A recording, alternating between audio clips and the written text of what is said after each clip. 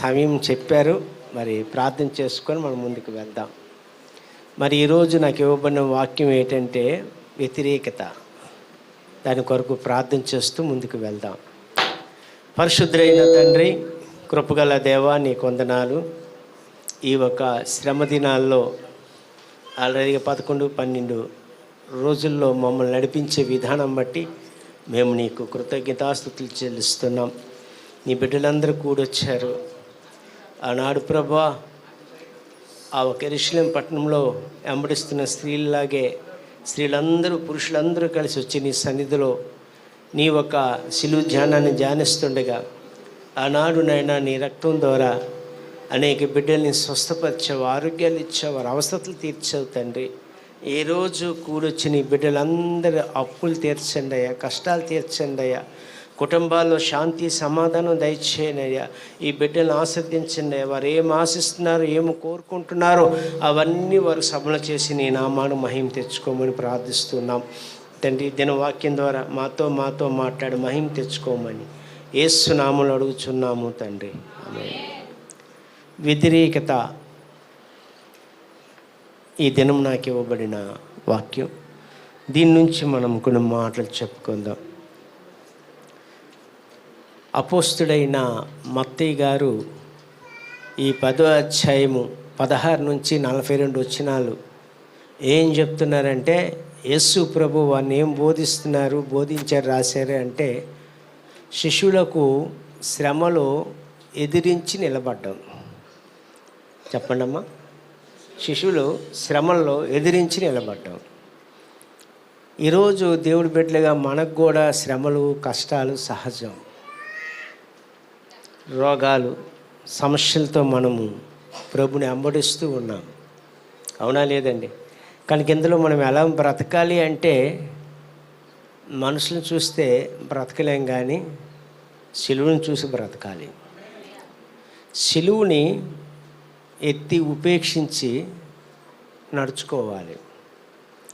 మనం ఎందుకు క్రైస్తవులం, ఎందుకు జీవిస్తున్నాం, ఎలా జీవిస్తాం? ఈ వ్యతిరేకత అనే మాట యేసు ప్రభు గారు కూడా అనుభవించారు. ఈనాడు ఈ సమాజంలో క్రైస్తవులకు వాల్యూ లేదు. మనం ఎన్ని స్వస్థత పరిచినా, ఎంత ప్రేమ చూపించినా, ఎంత వారికి దాన ధర్మాలు చేసినా, ఎన్ని చేసినా సరే మనల్ని ఒక సైడ్ పెడుతూనే ఉంటుంది లోకం. ఈ లోకంలో చాలా జాగ్రత్తగా మనం బ్రతకాలి. చెప్పండి అమ్మా. నా శిష్యులతో ప్రభుగారు చెప్పారు, నేను ఉండను మీతో. ఆయన సిలువుకి వెళ్ళక మునుపు శిష్యుల్ని బోధిస్తూ, నేను మీ మధ్యలో ఉండను, మీతో ఉండను, ఇక మీరే ఉండాలి. ఈ ఒక తోడేళ్ళ మధ్యలో పాములాగా, పావురంలాగా ఈ లోకంలో మీరు జీవించాలి. ఎలా జీవించాలండి? మనం ఈ లోకంలో జీవించాలంటే మనకు ఆధారం ఏంటి? వాక్యము, ప్రార్థన, పాట. అనుక్షణం ప్రార్థనలో మనం జీవించాలి. మొన్న ఒక దినం మా షాప్ పక్క ఒక ఆయన మేస్త్రి గారు వచ్చారు. నేను కూర్చున్నాను, పేపర్ చదువుతున్నా, ఆయన పేపర్ చదువుతున్నాడు. ఆయన చదువుతూ మాట అన్నాడు, అయ్యా ఈ మధ్యన తాగుముచ్చలు ఎక్కువైపోయారండి మా ఊర్లో. రాత్రుల్లో ఆ తావు అంటే వెళ్ళడం కూడా ఇబ్బందిగా ఉంది. రాత్రి అంతా మా ఇల్లంతా, మా ఇంటి పక్క అంతా కూడా భర్త భార్యలు గొడబండి చాలా పాడైపోయిందండి మా ఒక గ్రామం అనేసి అన్నాడు. అయితే మీ గ్రామం కొరకు ప్రార్థిస్తామండి అన్నాను నేను. అంతే. వెంట లేచాను. అన్నాడు, బాబు మీరు ప్రార్థన చేయకండి మా కొరకు అన్నాడు. ఏమండి అలాగన్నారంటే,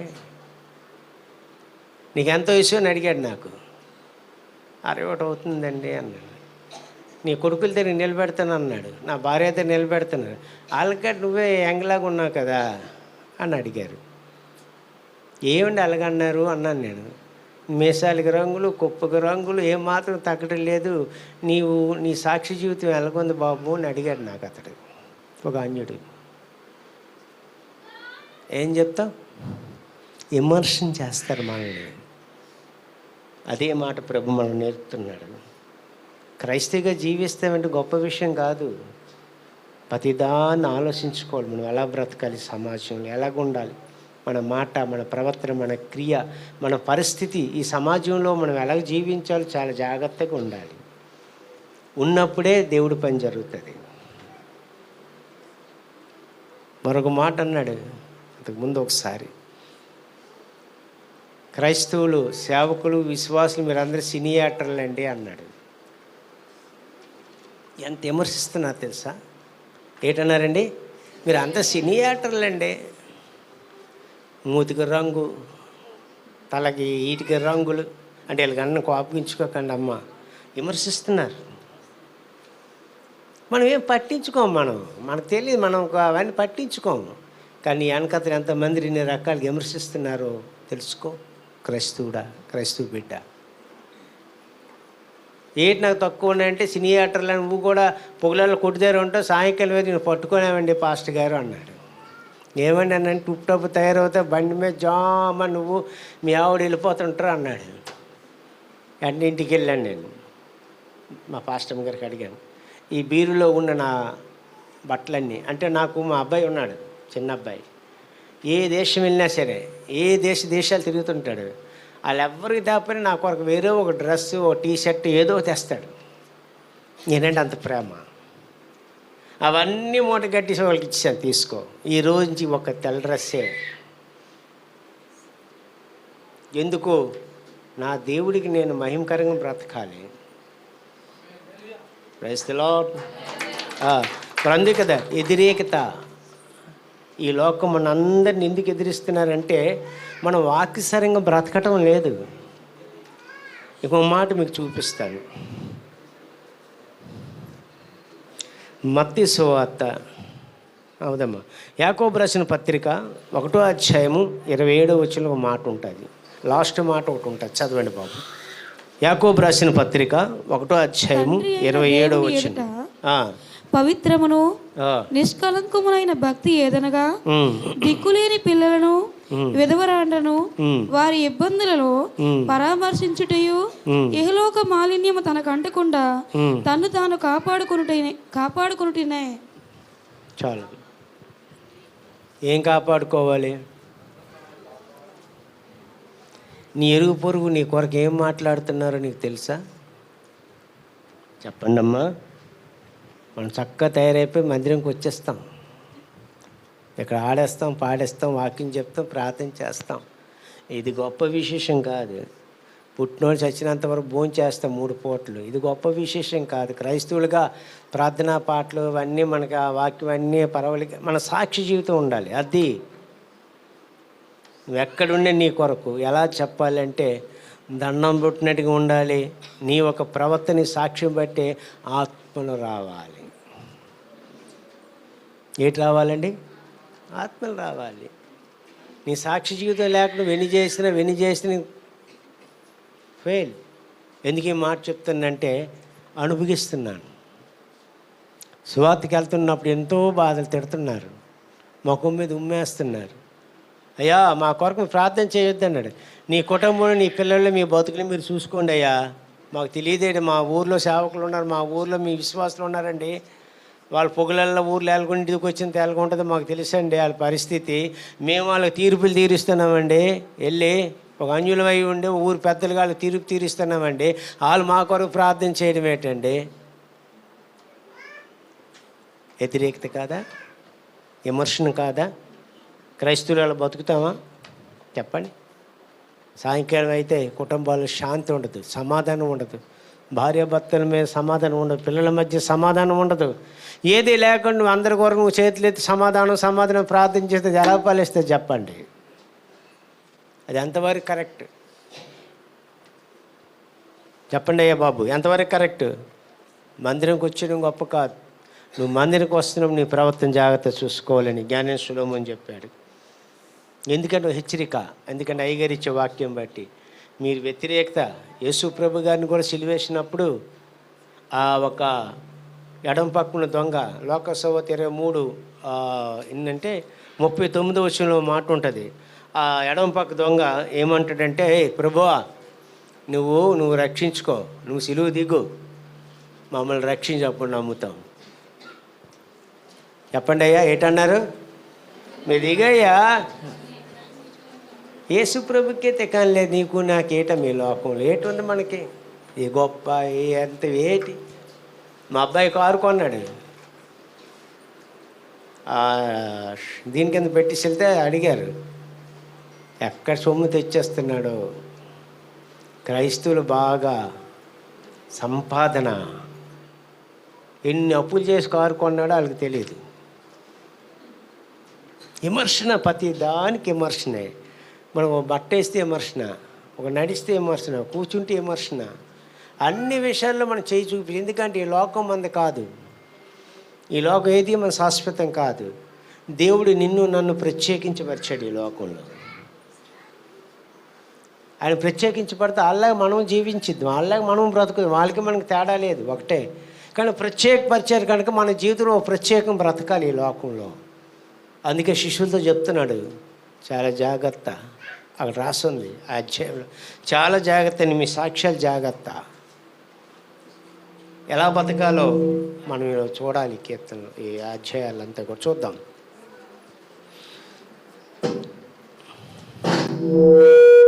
లోకా సువార్త 10వ అధ్యాయము 3వ వచనం. గబగబా, నా టైం అయిపోయింది అప్పుడే.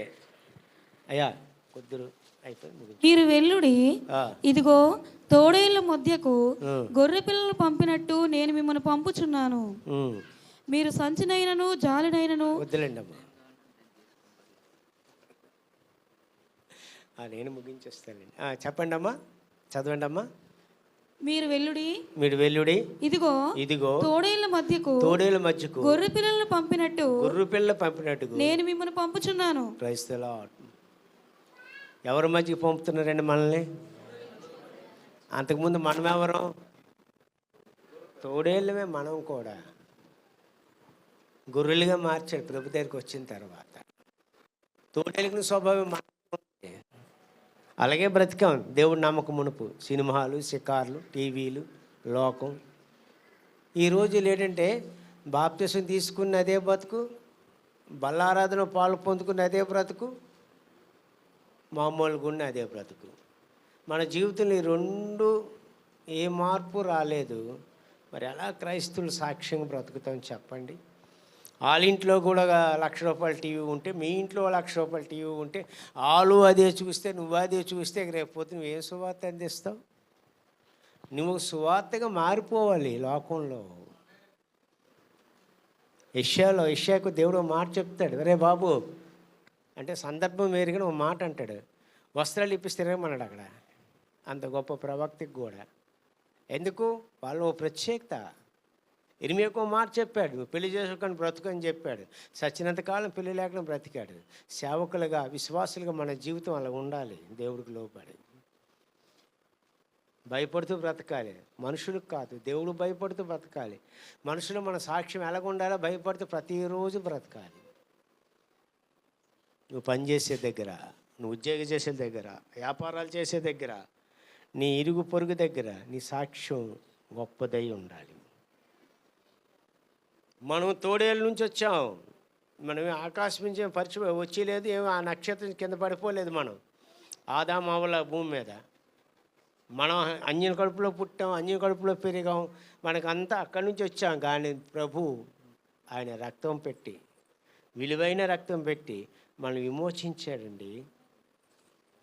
చెప్పండి అమ్మా, ఏం చేశాడు? తోడేళ్ళంటే మనలను విమోచించాడు. ఇప్పుడు మనం ఎవరు అంటే గొర్రెలం.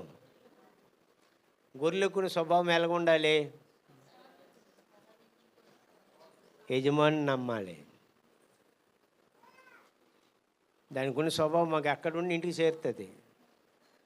క్రైస్తవులుగా ఒక మందిరాన్ని నమ్మి ఉండాలి.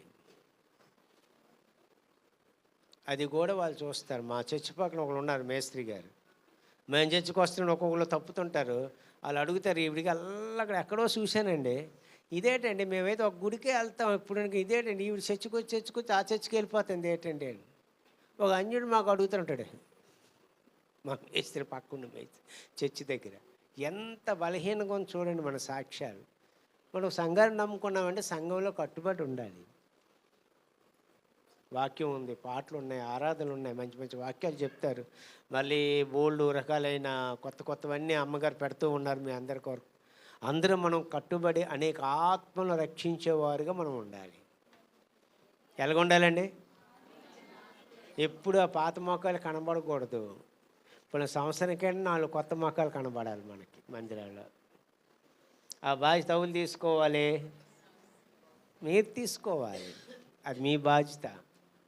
వస్తున్నాం, కానుకలు ఇస్తున్నాం, వస్తున్నాం, పరిచయం చేస్తున్నాం, మంచిదే. మరి దేవుని సన్నిధికి వచ్చి పరిచయం చేయకపోతే, దేవుడి పని మీరు చేయకపోతే మీ పని దేవుడు చేయడు కదా. మిమ్మల్ని దీవించాలి, మిమ్మల్ని ఆస్వాదించాలి, మీకు ఉద్యోగాలు ఇవ్వాలి, మీ పిల్లల భవిష్యత్తు బాగోవాలి, మీరు పొగులు రాత్రులు ప్రయాణాలు దేవుడు మీకు తోడై ఉండాలి, అన్నీ మీకు కావాలంటే మీరు చేస్తున్నారు, మంచిదే. కానీ ఆత్మభారం ఉండాలి సంఘానికి. ఇప్పుడు కృష్ణా పార్క్ పాస్టర్గా సతీష్ కుమార్ గారు ఉన్నారు. మా అందరికంటే వెనక వచ్చాడు. 4 ఆరాధనలు నడిపిస్తున్నారు. ఏమిటి అనుకుంటే సంఘమే. వారానికి 10 మంది వెళ్ళిపోతున్నారు సువార్తకి. ఇప్పుడు సువార్తకి వెళ్ళాలంటే మనకు భయం, ఎవడు కొడతాడో తిడతాడో ఏటంటాడు. వాళ్ళన్నిటికీ రెడీ అయిపోయారండి. నీ ఇష్టం శ్రీకాకుళం పట్ల ఎక్కడ కానీ ఛాలెంజ్ అంటున్నారు. వాళ్ళు పట్టి చూస్తే వాళ్ళకి అచ్చరం మొక్క రాదు. సువార్తకి వెళ్ళిన వాళ్ళకి వాళ్ళేమి తెలివైన వాళ్ళు కాదు, వాళ్ళకి ఏమీ రాదు, మాట తీరే తెలియదు. కానీ దేవుని సువార్త చేస్తున్నారు, ఆత్మను రక్షిస్తున్నారు. మన సంఘానికి అది ఎందుకు లేదు? మన సంఘానికి ఎందుకు లేదు అది? మనం చాలా జాగ్రత్తగా చక్కగా తయారైపోయి రావటం వెళ్ళటం ఇది గొప్ప విశేషం కాదండి. దేవుడి పని జరగాలి. ఈ భూమి మీద ఇల్లు కట్టుకొని చోట్లేదు, కానీ పరలోకంలో చాలా స్థలాలు ఉన్నాయి. ఆ భారం మీదే. మీరు దాన్ని నింపవలసిన బాధ్యత మీదే. మీకు ఆ బాధ్యత దేవుడు అప్పగించాడు. కానీ ప్రతి ఒక్కరు కూడా ఉపవాసం ఉండండి అమ్మా, ఆత్మల కొరకు ప్రార్థన చేయండి. ఎక్కడ ప్రార్థన చేయాలి? మందిరంలో ఎలాగ ప్రార్థన చేస్తాం? నీ ఇంట్లో ప్రార్థన ఉండాలి, నీ కుటుంబ ప్రార్థన ఉండాలి. ఈరోజు కుటుంబ ప్రార్థన చాలా తక్కువ. ఎందుకు? ఇంట్లో 4 ఉన్నారనుకోండి, ఆయనకో ఫోన్, ఈయనకో ఫోన్, ఆయనకో ఫోన్, ఆయనకో ఫోన్. ఆవిడ ప్రార్థన చేసుకో, ఆవిడ మంచం ఎక్కిపోతే ఈయన ప్రార్థన, ఈయన మంచం, ఈ పిల్లలు ఈ పక్కే అయిపోయింది, అంతే ప్రార్థన. మరి ఆ ప్రార్థన ఎక్కడ పని చేస్తుంది? 2-3 కూడి నా నామంలో ప్రార్థిస్తే వారి మధ్యన ఉంటానన్నాడు. నీ కుటుంబంలో దెయ్యం ఉందా, దేవుడు ఉన్నాడో ఆలోచించుకో. రేపొద్దున్న నీ కొరకు ఎవరు, నీ ఇంటి పక్క వాళ్ళు చెప్పాలి, బాబు వాళ్ళ ఇంట్లో అండి 24 గంటల ప్రార్థన ఉందండి అని. మా పాప, మా అల్లుడు మధ్యప్రదేశ్లో ఉన్నారు. వాళ్ళు ఎప్పుడు కంజి రోగుతూనే ఉంటుంది వాళ్ళ ఇంట్లో. అక్కడ ఎవరైనా సాక్ష్యం ఏంటి చెప్తారంటే, ఆ పాస్టర్ వాళ్ళందరూ ఇంట్లో ఎప్పుడు కంజి రోగితే రాత్రులు కూడా రోగుతుంటుందండి అని. ఇవి మన ఇంట్లో ఏడు రోగుతుంది రాత్రుల పొగలు? TV, cell phone. ఏమండి వాళ్ళ ఇంట్లో ఉంది, వీళ్ళ ఇంట్లో, మన ఇంట్లో తప్పేటండి అంటే నేను చెప్పలేను. దీని కొరకు విమర్శన వస్తుంది కాబట్టి మేము టీవీ రోజుకి 2 సంవత్సరాలు 3 సంవత్సరాలు పూర్తి తీసాం. ఆ తీసిన వల్ల నాకు ఆశీర్వాదం వచ్చింది, ఆ తీసిన వల్ల నాకు అభిషేకం వచ్చింది, ఆ తీసిన వల్ల నా బలహీనత దేవుడు నన్ను రక్షించాడు. అది ఉన్నంతకాలం నాకు ఎటువంటి మార్పు నా జీవితంలో రాలేదు.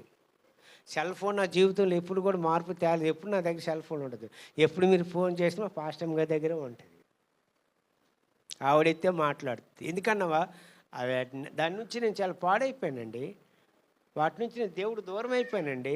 24 గంటలు అదే పని ఏంటి? దేవుడితో మాటలు తక్కువ, లోకంతో మాటలు ఎక్కువ. ఇది ఎందుకండి వేస్ట్? ఆవిడ అవసరమైతే చేస్తారు, అవసరమైతే కౌరు పెడతారు, అంతకు మించింది ఏంటి లేదు కదా. నేను పెద్ద ఆఫీసర్ని కాదు కదా, నాకు ఫోన్ లేకపోతే అవ్వటానికి. ఏమండి, దేవుడితో ఎక్కువ మాట్లాడడం నేర్చుకోవాలి. నీ కొరకు నువ్వు ఏం చేస్తున్నా ఇరుగు పొరుగులు ప్రతిసారి కనిపెడుతుంటే మీకు తెలియదు, నాకు తెలుసు. నీతో మంచిగా మాట్లాడతారు, ప్రాణం పెడతారు, కానీ నీ కొరకు చెడ్డగా పక్కన చెప్తారు. వెళ్ళి ఆయమ్మ, ఆ బాబా, వాళ్ళేం క్రైస్తవులండి బాబు అంటారు. అందుకే మన జీవితాన్ని చాలా చక్కగా మలుచుకోవాలి. మరొకసారి మనం చేస్తూ వెళ్దాం. 1 కొరింథీయులకు రాసిన పత్రిక 7వ అధ్యాయము 23-24. మీరు ఉమ్, విలువ పెట్టి కొనబడిన వారు ఉమ్, గనుక మనుష్యులకు దాసులు కాకుడి. ఉమ్. సహోదరులారా, ప్రతి మనుష్యుడును ఏ స్థితిలో పిలువబడినో ఆ స్థితిలోనే దేవునితో సహవాసము కలిగి ఉండవలను. Praise the lord. మరోసారి చదవమ్మా. మీరు మీరు విలువ పెట్టి కొనబడిన వారు. ఏది పెట్టి కొనబడ్డామండి? విలువ పెట్టి. మన ఇంట్లో చాలా విలువైన వస్తువులు ఉంటాయి. ఉంటాయి ఉండవా? ఎంత జాగ్రత్త చూసుకుంటాం, అవునా లేదమ్మా? మొక్కలు ఉన్న వాళ్ళకి మొక్కలు పిచ్చి ఉంటుంది, కుక్కలు పిచ్చి ఉంటుంది, ఏవో రకరకాల ఆడవాళ్ళకు ఉంటాయి. ఇవన్నీ కొనుక్కొని మనం ఎంత జాగ్రత్తగా కొనుక్కుంటున్నాం. అలాగే యేసుప్రభు కూడా అర్థం పెట్టి విలువైగా మనం కొనుక్కున్నాడు కనుక మనం ఆయన దగ్గర చాలా జాగ్రత్తగా బ్రతకాలి. ఈ లోకం మళ్ళీ అని అంటుకుంటా. దేవుడు నిన్ను ఏర్పాటు చేసుకుంది ఎందుకంటే ఎక్కడున్నామంటే మనం వేరేగా మనం చేసాడు కాబట్టి, కానీ మనం ఈ లోకంలోనే బ్రతకాలి. ఇప్పుడు నీటిలో, ఒక బురద నీటిలో ఏ పువ్వు పుడుతుందండి? మందార పువ్వు పుడుతుంది. సారీ, కలవ పువ్వు పుడుతుంది. సారీ, మర్చిపోయాను. కలవ పువ్వు పుడుతుంది. కలవ పువ్వు దాని జీవితం ఎలాగుంటుంది? కంపులో పుడుతుంది. కానీ చాలా జాగ్రత్తగా ఎక్కడ చూసినా పరిశుద్ధంగా జీవించుతుంది. అయ్యా మరి నేను అక్కడ పని చేస్తానండి, వాళ్ళతో ఉన్నానండి, వీళ్ళతో ఉన్నాను, తప్పదండి అనకూడదు. నువ్వు వెళ్ళి అలా మార్చాలి తప్ప, కానీ వాళ్ళు నువ్వు మారిపోకూడదు. అయ్యా ఈరోజు మన కుటుంబాలు జాగ్రత్తగా కట్టుకోవాలి. దేవుడు విలువ పెట్టి కొన్నాడు మనల్ని. నిన్ను విడిచిపోయి ఆయన సొత్తు మీరు. యెషయా గ్రంథంలో అంటాడు, యాకోబు నువ్వు నా సొత్తు అయ్యా, నేను విడిచిపెట్టను. మనందరం దేవుని సొత్తు. దేవుడు మిమ్మల్ని ఎవరిని విడిచిపెట్టాడు. దేవుడికి స్తోత్రం. కనుక మీరందరూ కూడా ఒక ఆయుధంగా మారాలి.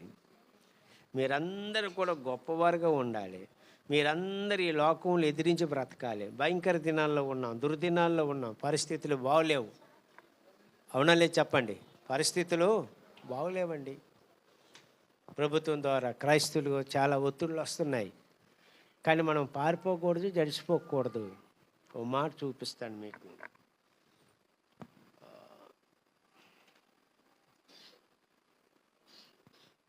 మత్తయి సువార్త 10వ అధ్యాయం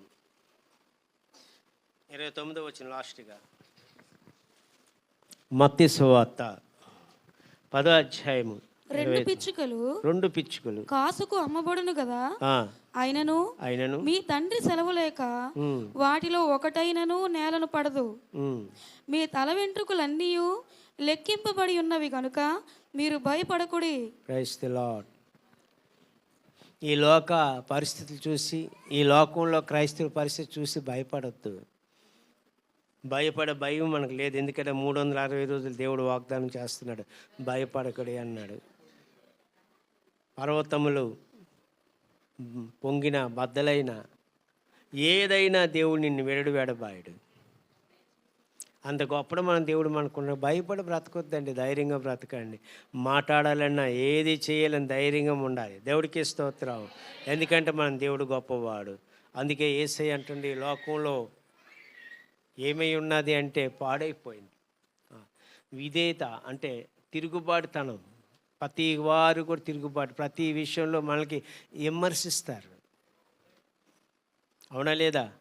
మన పిల్లలు స్కూల్కి వెళ్తున్నప్పుడు వాళ్ళకి అడుగుతారు, వెళ్ళినప్పుడు మీ పిల్లలు పలానా దగ్గర కనబడ్డారండి. వాళ్ళ పిల్లలు ఏం చేసినా ఎలాగున్న ఎవరు అడగరు. మనం ఏం చేసినా విమర్శలోకి వస్తుంది. అవునా లేదా? నేను బట్టలు వేసుకుని విమర్శించాడు, మానేశాను. మరో కొద్ది రోజుల్లో ఇది కూడా వేసుకోను, ఒక బలవంతంగా వేసుకుంటాను తప్ప ఇది కూడా మానేస్తాను. ఎందుకన్నామంటే దేవుడికి మనం విమర్శనంగా ఉండకూడదు ఎవరికి. అరే బాబు నువ్వు సేవకుడు వెలగొండాలంటే ఇలాగుండి, ఇప్పుడు నష్టమేటి వచ్చింది? ఇలాగుంటే వాళ్ళు చర్చికి రారా?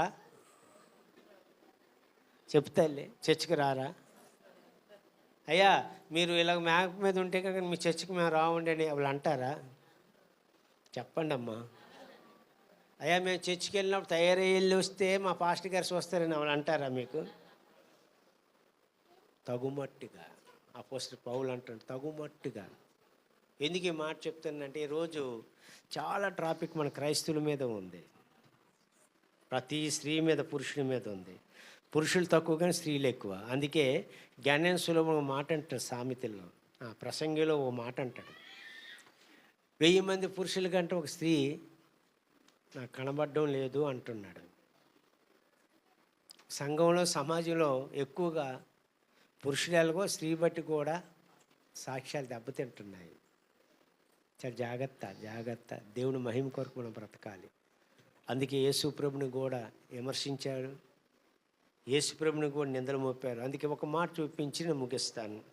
కొరింథీ రాసిన మొదటి పత్రిక 1వ అధ్యాయం 18వ వచనం. మరి ఎక్కువగా నేను ప్రిపేర్ అవ్వలేదండి, కొద్ది మాటలే. సిలువను గూర్చిన వార్త నశించుచున్న వారికి వెర్రితనము గాని, రక్షించబడుచున్న మనకు దేవుని శక్తి. Praise the lord. ఆ 2 మాటలు ఒక్క దగ్గర రాయబడ్డాయి. వారికి ఎరితనము, మనకు దేవుని శక్తి. చాలామంది క్రైస్తవులను ఎర్రితనంగా చూస్తున్నారు, అర్థమవుతుందండి. కానీ ఒకరోజు వాళ్ళ కొరకు మనం ప్రార్థిస్తే వాళ్ళు మనలాగే మారుతారు. వారు మనలాగే ఒకప్పుడు తోడేళ్ళు, ఇప్పుడు మనం గొర్రెలం. అందుకే పాము వల్ల వివేకంగానే బ్రతకాలి. పాము చూడండి చాలా తెలివిగా ఉంటుంది. మనం మా ఇంటికి ఒక పాము వచ్చింది, మా కొత్త ఇంటికి. మేము వెళ్తున్నాం, అక్కడే ఉంది. మా దగ్గర చూసి అంత పెద్ద పాము కూడా ఒక చిన్న ఇంత అయిపోయింది ముద్దలాగా. అది మాకు ఆన్ చేయాలని కాదు, దాని ప్రాణాలు రక్షించుకోవాలి. అంత జాగ్రత్తగా తెలివిగా దాన్ని కాపాడుకుంటుంది. మనం కూడా ఈ లోకంలో చాలా జాగ్రత్తగా తెలివిగా బ్రతకాలి. మూర్ఖుల్లాగా, తిరుగుబాటుతనంగాను, అజ్ఞానంలాగా బ్రతకూడదు. నేనేంటి నా బ్రతికే, నేను ఎలా బ్రతకాలి, సమాజంలో ఎలాగుండాలి, అక్కడ ఎలా బ్రతకాలి, ఎలా జీవించాలి. నువ్వు ఉండు, నీ వెనకత్తల అనేకులు వస్తారు, అనేకులు మారుతారు, అనేకుల మందిరాన్ని నింపగలుగుతారు. దేవుడికి స్తోత్రాలు. దేవుడి మాటలు దీవించి ఆశీర్వదించుగాక.